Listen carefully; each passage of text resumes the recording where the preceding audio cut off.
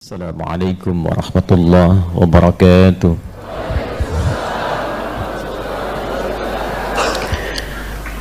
Oh, ini anak-anak mau sekolah kurang ini, malam kurang makan, ini kurang kendaraan, yang dirasakan kurang. Ukurannya apa? Materi. Tapi ketika orang mengatakan saya punya Allah dan Allah segalanya, maka setidaknya beban hidupnya akan berkurang dan semua apa yang akan dicari sesuai dengan kebutuhan. Maka saya kembalikan, kenapa yang pertama yang dilatih adalah sholat, dan itu mutlak bagi seorang perempuan.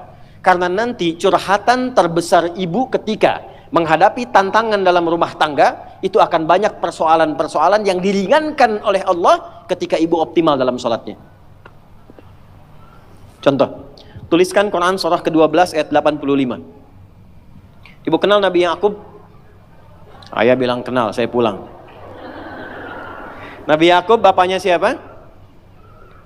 Nabi Yusuf alaihissalam. Ibu masih ingat Nabi Yusuf punya berapa saudara? 12 ya? Baik. Beliau anak yang keberapa? Anak yang ke-11 dari ibu yang ketiga. Adiknya Bunyamin.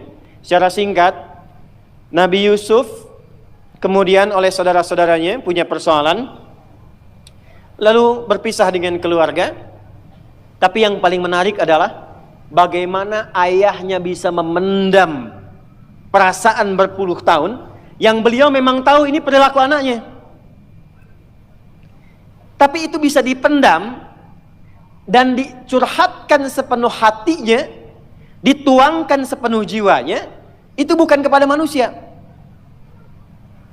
Bahasa Qur'annya, innama ashku bathi wa huzni ilallah. Saya kalau punya masalah, kata Nabi Yakub, curhatnya itu ke Allah. Dan itu menjadi sanad curhat. Nanti kalau ada lagi belajar dengan saya, kita bikin judul fikih curhat. Itu ada di Quran. Jadi ketika Anda mencurhatkan, kata Nabi Yakub alaihissalam, saya itu kalau curhat langsung sama pemberi solusi. Setiap kali saya curhat, bukan hanya diberi solusi, tapi Allah beri jalan sampai mengangkat derajat. Apa yang dilakukan Nabi Yakub itu? Kapan beliau curhatnya? Saat sholat. Makanya semua nabi, semua rasul, bahkan Sayyidah Maryam itu punya mihrab untuk sholat. Nabi Musa sholat, Quran surah ke-20 ayat ke-14. Nabi Isa sholat, Quran surah ke-19 ayat 31 sampai 33. Nabi Ismail sholat, bahkan minta keluarganya sholat, Quran surah ke-19 ayat 55. Nabi Zakaria saat minta keturunan sama Allah, padahal kata medis gak mungkin punya keturunan. Itu curhatnya saat sholat. Quran surah ke-3 ayat 38 sampai 39. Nah, ibu jangan kira pekerjaan tugas di rumah tangga itu akan lebih ringan dibandingkan dengan laki-laki yang bekerja di luar rumah. Belum tentu. Belum tentu itu. Makanya amalan pertama yang dikuatkan, dibimbing oleh Nabi. Kenapa sholat? Karena setiap nanti ibu punya persoalan, maka Allah memberikan dua jalan. Imma memudahkan persoalannya sebelum diterima. Bukan gak punya masalah. Bu. Kalau dibanding ibu, masalah saya paling banyak. Karena masalah ibu pun dimintakan saya juga yang menyelesaikannya kan. Pertanyaan. Itu kalau kita jawab pakai, maaf sekali, pendekatan diri kita sendiri. Kemampuan, emosi, intelektual, capek. Apa yang menjadikan itu ringan? Bukan berarti nggak punya masalah. Kadang-kadang Allah ringankan masalahnya sebelum dialaminya. Sehingga masalah yang serupa bagi orang berat, bagi dia ringan. Karena diringankan di awal.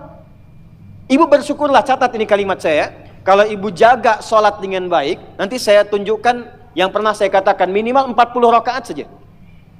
40 rakaat. Kalau yang sholat fardu berapa? 17 ya. Subuh berapa? 2. Duhur 4, asar 4, maghrib, isya.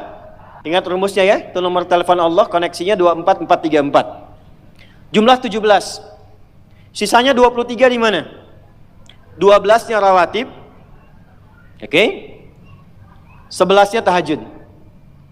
Ibu jaga aja dulu ini yang 40 dan lihat apa yang terjadi setelah konsisten menunaikan itu. Sebulan aja dulu. Sebulan dulu. Lihat apa yang terjadi setelah itu. Maka nanti kalau sudah terkoneksi ke dalam jiwa, sudah enak sholatnya, itu yang disebut dengan khusyuk. Suasananya beda, Bu. Bukan ngejar selesai sholat, tapi menikmati setiap bacaan dan gerakan dalam sholat. Pernah nggak ada masa-masa ketika sholat enak gitu rukunya? Pernah nggak? Sujudnya nikmat, pernah begitu? Itulah khusyuk. Itu kalau ibu sedang mencapai titik itu kemudian sholat dan minta sesuatu, itu tidak ada sekat yang terhijab yang dikabulkan oleh Allah Subhanahu wa taala.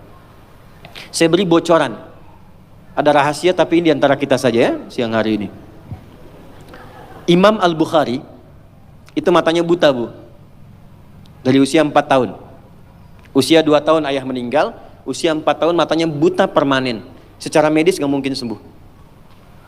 Apa yang dilakukan? Singkat saja, Al-Bukhari kecil menghafal Quran, lalu datang ke ibunya, saya ingin belajar hadis. Kata ibunya, cukupkan dengan Quran dulu, nanti baru kemudian belajar hadis. Pulang berangkat datang ke kamarnya murajaah, ibunya melihat itu, langsung minta kepada Allah masuk ke mihrabnya. Ini rahasia yang ingin saya sampaikan. Mihrab itu tempat khusus yang hanya digunakan untuk ibadah, khususnya sholat. Dan itu bisa mempercepat terkabulnya doa. Dalilnya Quran surah ketiga Ali Imran ayat 37, paling kiri sebelah bawah di pojok. Mihrab bukan hanya di masjid, Bu. Makanya kenapa imam di masjid punya mihrab? Kan imam kalau ngimamin di mihrab kan? Karena imam yang mimpin doa. Kalau imamnya benar, bagus, di mihrab cepat terjawab. Nah, ibu tidak harus ke masjid. Di rumah bikin satu tempat. Kalau ada kamar bagus, kalau nggak ada pun bentangan sejadah aja. Saya dulu saat pulang pertama awal menikah, kita ngontrak dipetakan itu nikmat sekali. Ya, salah satu ibu jangan, saya tuh menikmati dimanapun kita tinggal. Saya awal menikah, Bu, dengan istri itu menikmati satu, ada kasur yang ukuran yang paling kecil apa ya? Yang kalau tidur cuma buat seorang gitu. Ada ya? Saya nggak hafal lah pokoknya itu ya. Jadi kalau saya pulang, kemudian istri saya bangun, Bu ya tidur katanya. Ah enggak, saya di lantai aja. Oh enggak katanya, saya gerah, saya yang di lantai. Tapi kami menyempatkan membuat satu hamparan sejadah untuk mihrab. Itu untuk berdoa aja, untuk sholat aja, dikhususkan untuk ibadah. Tidak ada satu pun yang diminta kecuali terjawab. Dan sampai sekarang kita nggak pernah membedakan di mana kita tinggal beraktivitas. Tapi dari ujung kepala sampai ujung kaki nyaris tidak pernah beli. Ini saya nggak beli, Bu. Ya, tapi kalau ada yang baru biasanya yang sudah ada saya lepas. Kemarin saya lepas satu, datang 2 peci. Ini nggak beli ini. Sampai ke bawah, sampai ke sendal tuh nggak beli. Ini kacamata kalau ada model baru tiba-tiba datang, saya nggak tahu dari mana. Ujung kepala sampai ujung kaki. Itu mihrab. Yang mau saya katakan, ibu jangan lihat saya. Allah berikan kesempatan yang sama untuk semua hamba. Curhatkan di situ, ibunda Imam Al-Bukhari masuk ke mihrabnya, sholat 2 rakaat. Memohon kepada Allah supaya disembuhkan mata anaknya, berdoa sampai tertidur. Secara singkat begitu selesai sholatnya, tertidur dalam doanya, tiba kemudian anaknya mengalami sesuatu yang luar biasa, sedang murajaah surat Qaf, tiba-tiba terbuka matanya bisa melihat kembali. Jadi ketika ibu sholat dan punya mihrab, jangan dikira itu biasa. Itu yang bisa meringankan suami dalam kesulitan. Ibu siapa yang tahu suami ada yang ganggu di kantornya? Ada yang iseng, ada yang ingin jatuhkan dalam persaingan. Kadang-kadang suami laki-laki, sekretarisnya laki-laki perempuan. Perempuan, ruangan sampingan, ketemu ibu cuma 4 jam, sekretaris dampingi 8 jam. Itu kalau nggak punya filter dalam jiwanya, nggak ada burhan yang ibu titipkan lewat doa, itu nggak mudah. Dari mana ibu bisa pastikan proyek suami itu halal? Dari mana ibu bisa pastikan uang yang dibawa itu benar? Ibu bisa titipkan kepada Allah. Mintakan kebaikan kepada Allah supaya menjaga dalam kebaikan suami ketika bertugas. Itu bisa dilakukan dalam sholat. Ibu sekolahkan anak di SD misalnya. Ibu tungguin atau ibu tinggal? Ditinggal. Ibu yang mengandung 9 bulan. Ibu yang memberikan ASI hampir 2 tahun atau 2 tahun. Dididik di baik-baik, sehat, hafal juz amma sebelum sekolah. Tiba-tiba ibu titipkan di sekolah dengan lingkungan yang ibu belum bisa jamin. Jadi baik nggak anaknya? Siapa yang bisa menjaga anak ibu? Kalau ibu jawab Allah, hubungan ibu dengan Allah baik nggak? Demi Allah saya katakan, betapa banyak seorang ibu yang sudah menyiapkan anaknya baik, tiba dia ke sekolah kok anaknya berubah. Kata-katanya jadi nggak betul. perilakunya jadi menyimpang, susah diingatkan. Siapa yang bisa menjaga itu? Saya tunjukkan satu kisah yang luar biasa. Bu, kalau ada 10 rapat, 9 memilih A, yang 1 memilih B, yang diikuti yang mana? Ini rapat ya, ada rapat menentukan 2 pilihan, 9 memutuskan A, 1 memutuskan B, pilih mana? A kan? Yang 9 ya. Tapi yang terjadi, yang 1 yang diikuti, yang 9 ditinggalkan. 10 saudara Yusuf rapat. Yang 9 mengatakan, uqtulu Yusuf, bunuh aja Yusuf. Penyebab kita itu kurang dapat perhatian dari ayah kan Yusuf. Kalau Yusuf yang nggak ada, perhatian ke kita semua. 9 memutuskan bunuh Yusuf. 1 mengatakan, jangan dibunuh, lemparkan aja ke tempat gelap. Yang penting kan Yusufnya nggak ada. 9 memilih A, 1 memilih B. Dan biasanya setan kalau menggoda itu nggak akan tanggung, langsung ke tingkat tertinggi. Tapi apa yang terjadi? Yang dipilih ternyata yang 1. Oke, kita sepakat gak usah dibunuh, lemparkan. Alqihi fi ghayabatil jubbi yaltaqithu ba'da sayyarah. Lemparin aja ke tempat gelap. Apa yang menjadikan mereka terjaga sehingga tidak jadi membunuh Yusuf dan alih-alih membunuh menempatkan di tempat gelap? Ternyata itu adalah doa orang tuanya yang sering menitipkan anaknya kepada Allah.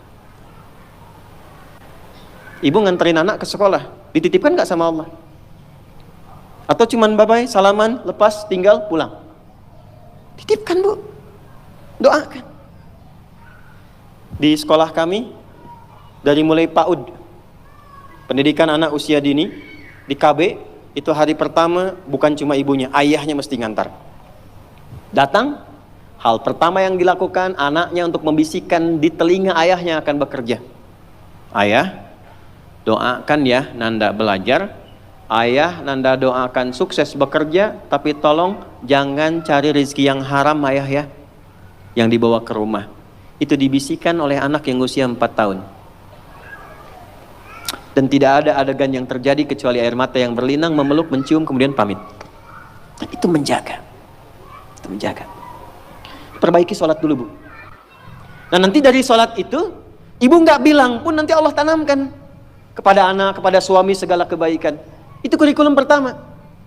Saya sering ceritakan di berbagai tempat, seorang anak yang nggak pernah mau sholat. Saya ngasuh pesantren dulu di Jakarta. Seorang ibu datang, wajahnya sendu mengatakan, Ustadz, anak saya nggak mau sholat. Sekolahnya apa bu? SMP. Ibu udah ingatkan berkali-kali. Sudah nggak usah diingatkan lagi.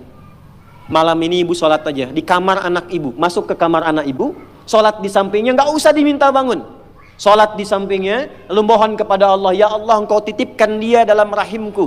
Aku yang mengandung, aku yang melahirkan, aku yang merawat. Ringankan hisabku di akhirat kalau memang jauhnya dia dari Allah karena sebabku. Ibu minta sama Allah, nggak usah bangunkan, nggak usah ingatkan. Nanti 3 hari lagi, ibu kesini lagi, kita lihat apa yang terjadi. Hari ketiga, dari kejauhan, ibu itu teriak gembira, Ustaz, saya masih ingat. Dan membawa seplastik nasi uduk. Wah ibu kok senang sekali, anak saya sudah sholat. Kok bisa saya bilang. Ternyata malam tadi, di malam ketiga dia bangun, dia peluk ibunya, dia minta maaf. Maafkan Nanda ma, maafkan Nanda ma. Saya dengar mama berdoa, maafkan saya. Saya tuh bukan gak mau sholat, tapi kan papa juga gak pernah sholat. Tuh, papa kan gak sholat juga.